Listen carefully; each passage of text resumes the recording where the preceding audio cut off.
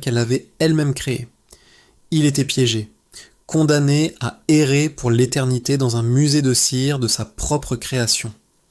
Le mythe prend alors différentes formes. Certaines versions racontent que Kairos, dans un acte de sacrifice ultime, fusionna son propre cœur avec le mécanisme de la machine, donnant sa propre pulsation de vie pour relancer le cœur du temps.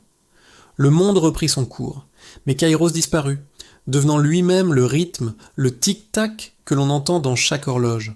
D'autres versions, plus tragiques, disent qu'il est toujours là, invisible, marchant parmi nous dans un monde qui bouge, mais lui-même incapable d'interagir avec lui.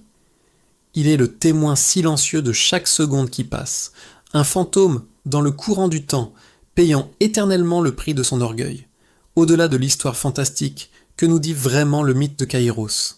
Il nous parle de l'hubris, de l'orgueil humain qui nous pousse à vouloir contrôler les forces qui nous dépassent.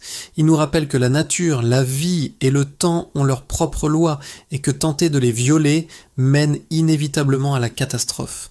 Mais surtout, ce mythe est une ode à l'impermanence. Nous vivons dans une culture obsédée par la jeunesse éternelle, la préservation, la peur de vieillir et de mourir. Nous passons notre temps à courir après le futur ou à regretter le passé, oubliant souvent de vivre le seul moment